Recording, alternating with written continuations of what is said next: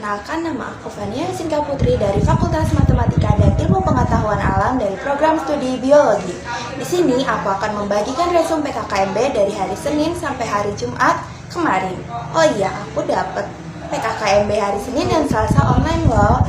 Hari Kamis dan Jumat baru offline. Disimak ya.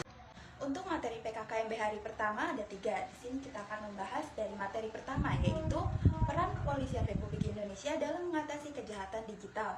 Nah, kejahatan digital ini banyak dan sering terjadi di Indonesia loh, termasuk di Lampung. Apa saja sih kasus terbanyak tahun 2022 di Lampung?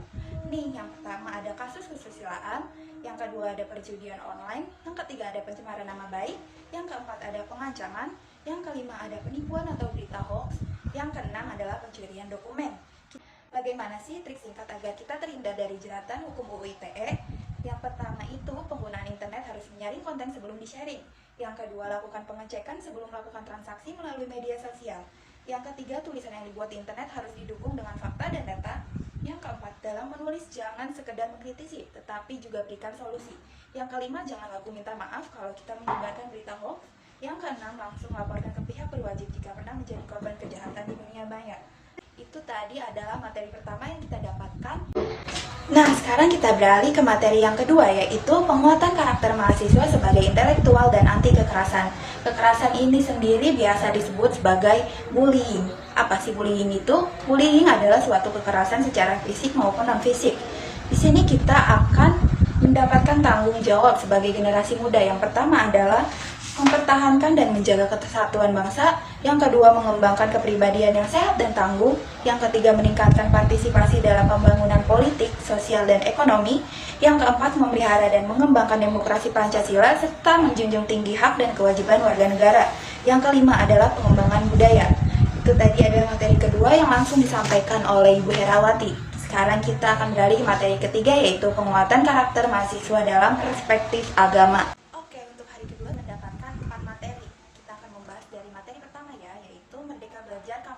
Yang disampaikan oleh Dr. Muhammad Nur Wahidin. Nah, Indonesia di sini mempunyai visi dalam 2045, yaitu berdaulat, maju, adil, dan makmur.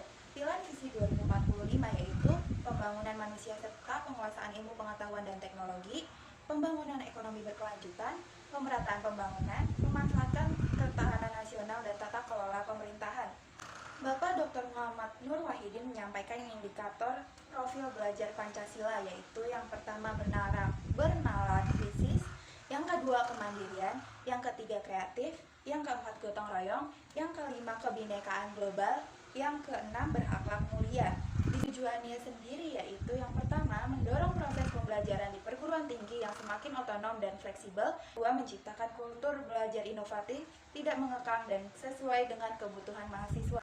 Di sini juga ada 8 contoh kegiatan pembelajaran, yaitu yang pertama pertukaran pelajar, yang kedua yang ketiga asistensi mengajar di satuan pendidikan, yang keempat penelitian atau riset, yang kelima wirausaha, yang keenam proyek independen, yang ketujuh membangun desa atau KKN, dan yang kedelapan adalah proyek kemanusiaan. Itu tadi adalah materi pertama yang disampaikan beliau. Sekarang kita akan beralih ke materi yang kedua, yaitu kesadaran lingkungan hidup, manajemen risiko, dan kampus sehat yang disampaikan oleh Wakil Rektor Bidang Umum dan Keuangan.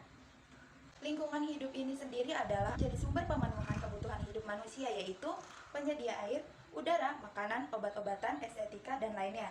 Lingkungan hidup di Indonesia dan dunia adalah yang pertama lingkungan alam, kedua ada lingkungan buatan, yaitu ketiga ada lingkungan sosial, yaitu. Nah, beliau sendiri menyampaikan tentang kampus sehat, yaitu gerakan untuk hidup sehat pada tanaman, dan gerakan ini menjadi cikal bakal aktivitas kampus siaga COVID-19. Untuk materi ketiga yaitu etika dan norma kehidupan kampus yang disampaikan oleh Wakil Rektor Bidang Kemahasiswaan dan Alumni. Mahasiswa ideal yaitu mampu berpikir positif terhadap sesuatu yang kita kerjakan dan mampu menyeimbangkan antara sisi akademik, organisasi, dan tugas-tugas. Tujuan kuliah tidak hanya untuk IPK, menurut beliau yaitu yang pertama mengembangkan kemampuan organisasi, yang kedua kemampuan untuk memimpin yang baik, yang ketiga mampu mengatur teman-teman dengan baik, yang keempat bisa mengeluarkan pendapat di depan banyak orang. Di sini ada beberapa tipe mahasiswa. Yang pertama yaitu tipe mahasiswa studi oriented. Yang kedua adalah tipe mahasiswa organization oriented. Yang ketiga adalah tipe mahasiswa studi and organization oriented. Keempat adalah tipe mahasiswa yang suka bermain. Yaitu di sini beliau menambahkan 10 karakteristik yang harus dimiliki mahasiswa ideal. Yang pertama adalah rajin belajar.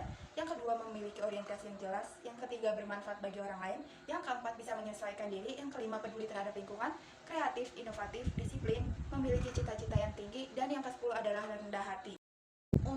Nah, bagaimana sih menjadi mahasiswa yang ideal itu? Yang pertama, kita bisa mematuhi peraturan yang ada. Yang kedua, kembangkan diri sesuai minat. Yang ketiga, aktif membaca dan memahami masalah yang ada. Yang keempat, jujur, berintegritas dan sopan. Yang kelima, lakukan terbaik selama kuliah. Materi keempat adalah perguruan tinggi di era revolusi industri 4.0 dan kehidupan kampus pada masa pandemi yang disampaikan oleh Wakil Rektor Bidang Perencanaan, Kerjasama, dan TIK. Untuk materi PKKMB hari ketiga yaitu ada pembelajaran di perguruan tinggi di era 4.0 yang disampaikan oleh Dr. Suripto sebagai Dekan FMIPA Unila. Kita di sini harus mengetahui dan memahami selama 4 tahun ke depan akan kita lakukan. Yang pertama, bidang akademik dan non-akademik harus diisi. Yang kedua, organisasi. Ketiga, percaya pada diri sendiri. Keempat, mengedepankan adab daripada ilmu. Untuk materi keduanya yaitu sistem perkuliahan dan sistem administrasi akademik yang disampaikan oleh Wakil Dekan Akademik FMIPA. Pendidikan akademik ada dua yaitu sarjana dan prasarjana. Pendidikan vokasi, diploma, sarjana terapan, dokter terapan, dan magister terapan.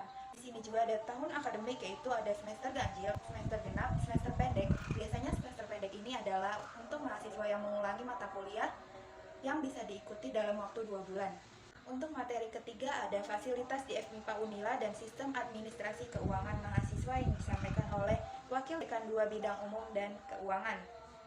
Untuk materi keempat adalah prestasi kemahasiswaan dan sistem administrasi kemahasiswaan yang disampaikan oleh Dekan Bidang Kemahasiswaan Alumni. Untuk hari keempat ada 4 materi yaitu yang pertama jurusan biologi, perkenalan pimpinan KA Prodi dan KA Lab. Di sini disampaikan oleh Dr. Jadi Master MSI sebagai KA Prodi. Beliau memperkenalkan tentang biologi dan para petinggi-petinggi yang ada di biologi dan juga ketua prodi dan KA Lab yang ada di biologi. Untuk materi kedua ada peraturan akademik, sistem perkuliahan dan motivasi yang disampaikan oleh Ibu Rohma Agustrina, PhD sebagai sekretaris jurusan. Peraturan akademik adalah sekumpulan peraturan tentang proses pelaksanaan Tridharma di perguruan tinggi Unila. Tridharma sendiri itu ada 3 yaitu pengajaran, penelitian, dan pengabdian. Tujuannya untuk merealisasikan misi biologi atau biologi terapan. Itu adalah materi kedua yang disampaikan oleh Ibu Rohma. Sekarang kita beralih materi ketiga yaitu tentang peran dosen PA dan tata perilaku mahasiswa. Dosen PA ini juga biasa disebut dengan pembimbing akademik yang ditunjuk dari KA Prodi untuk menentukan mengambil matkul di KRS. Setiap semester membantu mengambil beberapa SKS yang harus diambil oleh mahasiswa. Yang ketiga adalah akan memantau perkembangan studi mahasiswa. Yang keempat, konsultasi permasalahan perkuliahan dan bidang akademik. Konsultasi kepada PA seharusnya adalah 3 kali untuk rutinitas. Tata perilaku mahasiswa bisa dilihat di buku kode etik atau Civitas Akademika. Civitas Akademika ini harus dilaksanakan oleh dosen, tenaga kependidikan, dan untuk materi keempat ada kurikulum program studi biologi yang disampaikan oleh Ibu Kusuma Handayani. Semester 1-4 mahasiswa diwajibkan mengambil 22-24 SKS dengan tidak ada remedial. Untuk nilai TOEFL sendiri harus 450 dan nilai yang dicapai oleh mahasiswa ada 3 yaitu A dengan rentan nilai 76 sampai 100, B+ dengan rentan nilai 70 sampai 76 dan nilai C dengan rentan nilai 74 sampai 65.